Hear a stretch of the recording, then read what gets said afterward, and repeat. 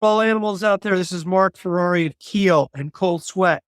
And you're listening to We Go to 11 on KNAC.com. Turn it up. Why don't you just make 10 louder and make 10 be the top number and make that a little louder? These go to 11.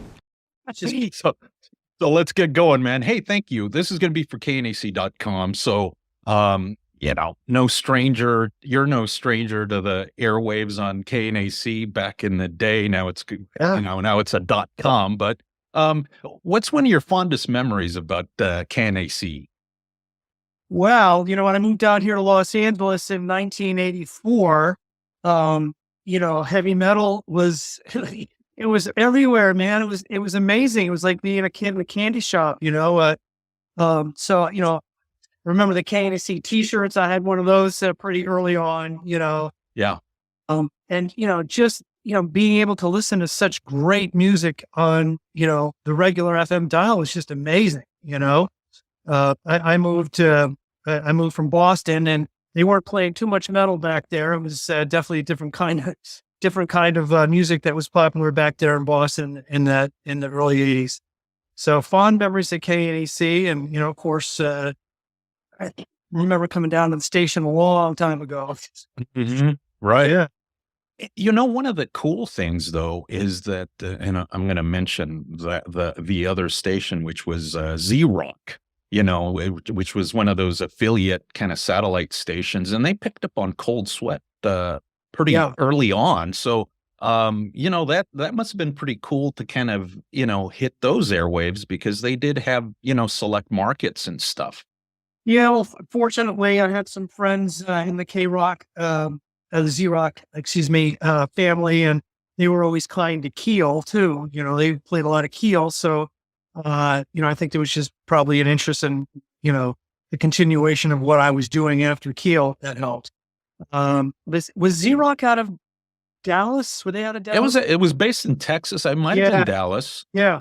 And of course I was working with the Pantera guys pretty early on too. And I think that helped too. They were, hometown heroes back then, even before they got signed to Atco. And I started working with Pantera in 1985, to give you some idea of how far back I go with those guys. But I remember they were all big Z-Rock guys too, Right. Yeah. And what an evolution for that band. Although, Anselmo coming on board kind of shifted the sound a little bit. Yeah. If anybody's heard those early Pantera albums, there's 4 albums that they released on their own before Cowboys from Hell came out. The last of which was called Power Metal, which is the first one that Till was involved with. And they actually recorded a song that I wrote on that album called Proud to Be Loud, which was initially intended for Keel to use, and for whatever reason didn't make that last Keel album. But I played it for the Pantera guys. They loved it. And, I flew down there to help produce the session and, help guide Phil on the vocal tracks. And so their albums became successively heavier. Prior to Phil, they had 3 albums out with their prior singer, Terry Glaze. And most of that stuff was commercial hard rock, along the lines of Dokken, Motley Crue, Van Halen, Kiss, that kind of feel. Once they got Phil in, it shifted heavier and just continued to get heavier.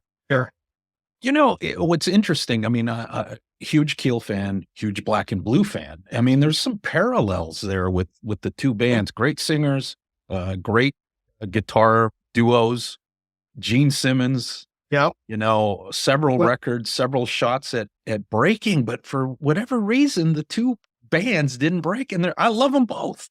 Well, to give you even some more amazing coincidences, Tommy and I were roommates for a while. So, and when I moved out this is just the craziest story. I moved out to Los Angeles in January of '84, and Black and Blue were playing at the Roxy the first weekend that I moved to LA. And I went up there just to hang out, just because I knew about Black and Blue. So I went up there, I met the guys that day, and they, put me on the guest list or whatever. And that started, this is before I was in Keel. Okay. So that just started a friendship that continues to this day. I just actually talked to Tommy 2 days ago, and Keel and Black and Blue wound up on the same tour supporting Queensryche in '86. And I played, I guested on a Black and Blue record, and Jamie guested on a couple of Keel albums. Tommy, and I co-wrote the opening track on the Cold Sweat album, Four on the Floor. Right. Yep. And this is the bizarrest of bizarre. I have a daughter named Sierra. She's 21 now, right? Okay. I don't know if this has been out there, but Tommy recently discovered His daughter, right? his daughter. And what's his daughter's name? Sierra? Sierra. Our daughters are both named the same name. That is just nuts. Right. So, Man, that's yeah. that what was it was the cover that you guys did. You had DeBro and Jamie St. James on that. Well, Well, for a pretty face. Well, that came a little later. That was on the Keel album that I had already left the band. That was Larger Than Live, I think. Larger Than Life, right? Yeah, I had left the band by then. But yes, you're correct that those guys were, I guess, on Lots that. of coincidences. Yeah. Jeez. But with Black and Blue and Keel, there's so many different there's so many amazing parallels. Yeah. But yeah, we both, you're correct in noting that both of us had a fair amount of shots at it, but for whatever reason, just we never achieved that headline arena status. Right. Well, then you moved on, and I think then Cold Sweat, right? Cold Sweat came to be. I think at one point you had Oni Logan, I think, singing, and then Lynch snatched him and did the Lynch Mob thing. I mean, I'm guessing that probably didn't go over too well, but I'm guessing you guys kind of probably hope you guys laugh about that, because both produced some decent records and music out of the deal. Yes, Oni was the first singer in the band that eventually was to become known as Cold Sweat, because it started out being called Ferrari. And we had some issues with the car company using that name, which always I don't know, it puzzled me, because you had Triumph and Triumph motorcycles and stuff. They got along. The Ferrari Motor Company actually did not object to us releasing an album by the name Ferrari. What they objected to was us putting the name Ferrari on a T-shirt and selling it, because they were merchandising. Back in the 80s, little known fact, Ferrari made almost as much money merchandising their name as they did selling their cars. So from the T-shirts, we ran into with them. So, but anyways, yes, Oni was the original singer that I started working with in early '88. And this is a true story. He did leave the band the day that we were setting up in the studio and going over to sign our record contract, the Lynch Mob. Yeah, so obviously the timing not great. But, fast forward, this is ancient history now, 35 years, we're all good. Mm-hmm. I just saw George last week here in Agora Hills, and we've been to each other's homes, and, he came out and played at my birthday party, and we're all good, nice. man. We do kind of laugh about it. So. Yeah. Well, and now you guys have put together this, I guess it's kind of a live and then some new studio stuff, or unearthed studio stuff. So tell me about Unburied Alive. Yeah. The name of the release is Unburied Alive. And we think it's an appropriate title, because the first 4 songs are unburied tracks that were, they were not recently recorded. They were actually recorded back in late 90 and early 91. So those were the demos that we were submitting at the time to try to get another record deal. And Cold Sweat came off the road in the fall of 1990, and our A&R guy was let go from MCA Records, and along with that, we were let go. So these demos were recorded, with the hopes of trying to secure another major label deal. Sadly, that was not the case at the time. So that's the unburied part. And then the alive part, there are two separate recordings, one from the 2020 Monsters of Rock cruise. And then there is a very rough around the edges recording from a cassette tape, from what I understand, of our performance at the 1990 Monsters of Rock Festival in Mannheim, Germany, which Whitesnake was the headliner that year. Oh, Yeah, it was a great lineup. It was Whitesnake, Aerosmith, Poison, Dio, Vixen, and ourselves. wow. So yeah, so that recording is a little tough to listen to. It's rough. Yes, it is. Yeah. But sonic quality is not as great as we would like it, but it was the only thing that we could find from that era, and we thought, better to have something than nothing. Yeah. So I mean, that's a good kind of novelty thing to throw at the tail end of things just for fans. I mean, it like you said, it might not be something they reach for every time, but yeah, those 2020 live tracks are awesome because I happen to be at that pre-party. So yeah, good to have. So what are the plans then to promote this? Because I know you guys got M3, right? Yeah. Yeah, well, that's right around Yeah. the corner. It's about 3 weeks away. We'll be there on day 2. So we're actually playing on Cinco de Mayo. Well, I saw that. Yeah, Yeah. 5 and I think the lineup that day is Brett Michaels with Dee Snider are the headliners, and then Late Rangers on that day, and Y&T, Striper, ourselves. So it's it's an 80s rock fest. Right. Yeah, so we got that going on, and we've also been announced to come back to play on the 2025 Monsters of Rock cruise. Mm-hmm. So we played on the I saw 20 that. Yeah. Yeah, I saw that, and I saw Lynch's on there. So I'm like, Yeah. I hope those guys are getting along. Oh, yeah, we're all good. Yeah. All good. So there's a number of things coming up, but I think then the follow up to that is there's some activity. Is there any chance of maybe some newly recorded studio stuff, and has that been talked about at all? It has been talked about, and I think more realistically, not a full album, but a couple of singles. I don't have to tell you that the landscape has changed so much.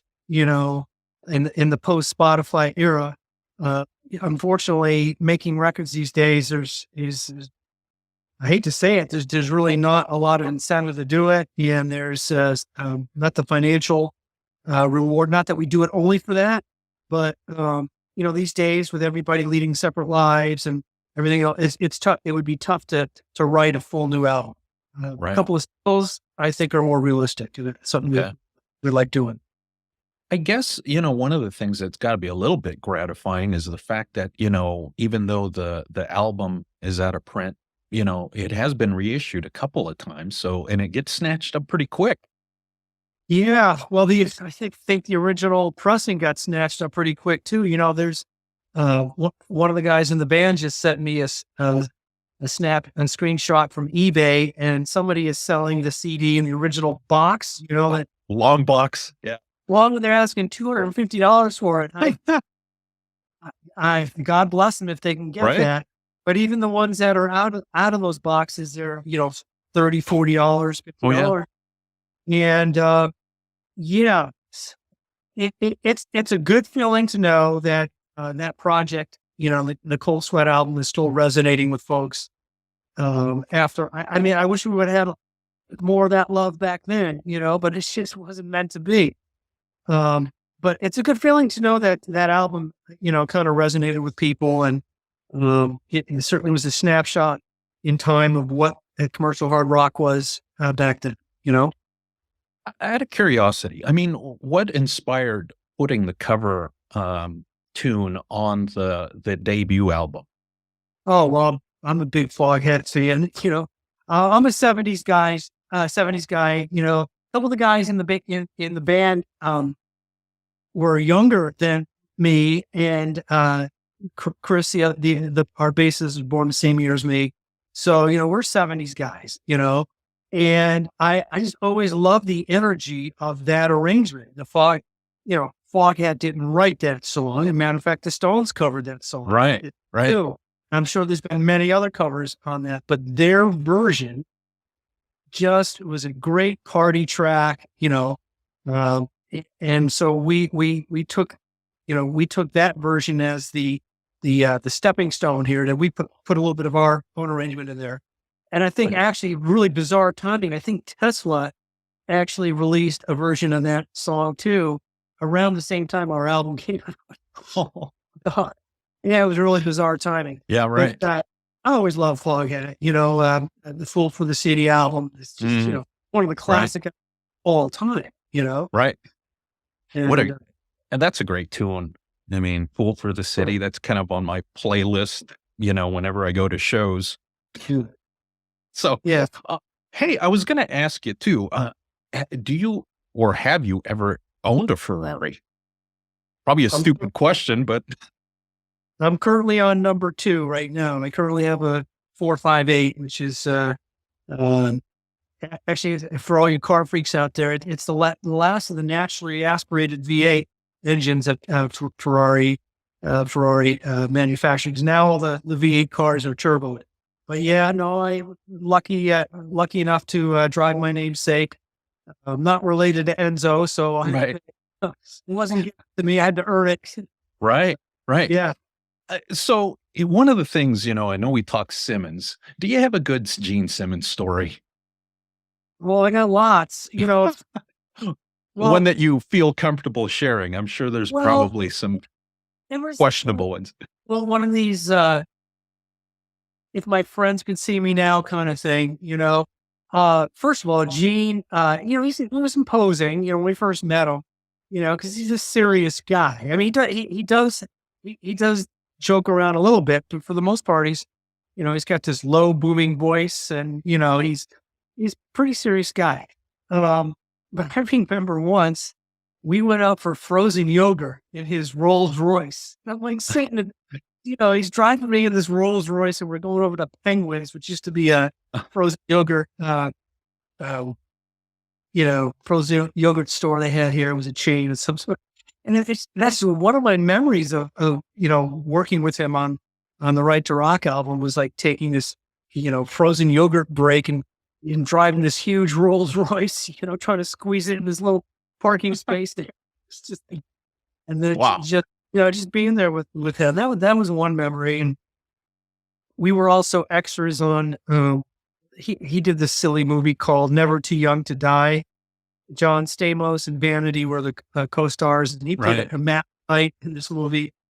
And he had to take a couple days off for his filming to do this, and he got us to be extras in this one scene. I just remember hanging out with him, when he's all dressed up as a hermaphrodite. It's one of those crazy things. Right. Ron Keel, instrumental in helping release this new collection, studio and live recordings. How would you describe the friendship? Because you guys, you guys have been friends forever, worked together. It's been a bit since you fired up Keel. I don't know if that's something that's potentially in the future. I know Ron keeps talking about, I think he's putting together some kind of recording with all the various different projects that he's been involved with. And I'm guessing you can probably give us an update on whether that's happening or what the status of that is. Yeah, well, let me address your first question there. First of all, Ron and I have been friends for 40 years. So here we are in 2024. This is the 40-year anniversary of the band forming. Matter of fact, 2 weeks ago was the 40th anniversary of the first Keel show. It was April 7th. And I posted on my Facebook account to honor that anniversary. And so now we're rolling up to the 40-year anniversary of us recording the Lay Down the Law album and the release of the Lay Down the Law album, which was in the fall of '84. So we've been friends 40 years. Even when I left the band in 1988, we were friends. There was no bloodshed. There were no lawsuits. There were no screaming matches. We respected each other through all of that, even though it was a little rough. There's some rough patches. When you're in a family, band is a family, there's always going to be disagreements, always going to be, some rough patches, but in the end, you love each other, and so our friendship is the same as it's good. It's great. Right. Okay? Do disagreements? Yes, we have disagreements. We have differences of opinion. We have disagreements. but that doesn't mean we don't love or respect each other. So, yeah, I think Ron is planning on, he's the only one of us that's kind of a full-time musician, right? So he's always doing something. He's always playing. He's always releasing something. He's, he hosts his own podcast, and he was on terrestrial radio for a while in Sioux Falls. So matter of fact, Ron and I wrote a song, a new Keel song, which will be on this release. I'm not sure when Ron is planning on releasing it or what the title is quite yet. Right. He's using this as a snapshot of all the different projects that he's involved with: Steeler, Keel, the Rattlers, Underdog, Fair Game, maybe. Yeah. Keeler, as I mentioned. That's going to be something else. Yeah. So it's kind of a musical smorgasbord of his career. Right. All right. Do you have a particular, do you have a Spinal Tap moment that has transpired throughout your career that stands out? Well, there was one, I wrote a book called, I don't know if you guys know that, I wrote a book called Rockstar 101. Okay. Came out a while ago. And I did tell a couple of the Spinal Tap stories. Here are two of them that, come to mind. So, in Spinal Tap, towards the end of their career, their audience was waning, and they were second billed to a puppet show. Puppet show. I don't remember that or not, but that was in the movie. They show up at the gig, which is filmed at Universal Amphitheater, I think it was, and it's a puppet show, also Spinal Tap, right? Yeah. We had a similar situation. He's 85 or 86, rolling into Milwaukee. And we were playing at a Moose. It was either like the Kiwanis Hall or the Moose Hall or the Elks, one of his fraternity clubs, that had their own hall. So they would have concerts there. So this particular concert was, our show was on a Friday. And we roll up, and there's this big sign that says Fish Fry. Oh. Also Keel. Oh, what?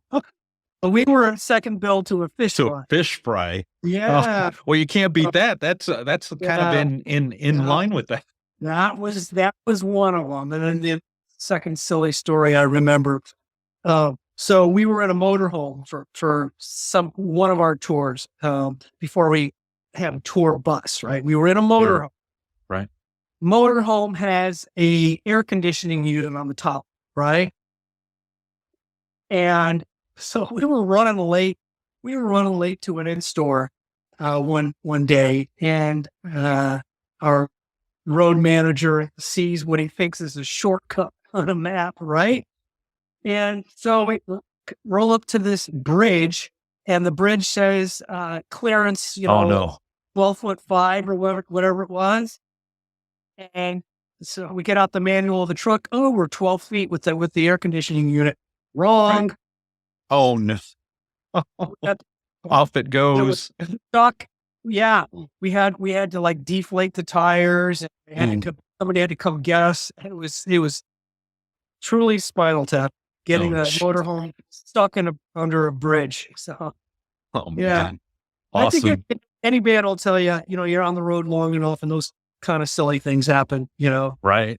And by the way, I understand they're shooting. They're shooting the sequel. So sequel. Yeah. Hopefully it meets the expectations, huh? Yeah. Well, those are pretty funny guys. Hopefully they'll figure it out. Right.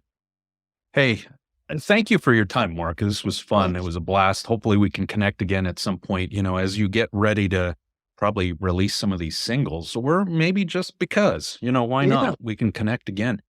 Hey, thank you so much, Mark. We'll get the link to you guys, and hopefully you share it, and good luck on the gigs coming up. So much. Really appreciate it. Thank you so much, man. Take care.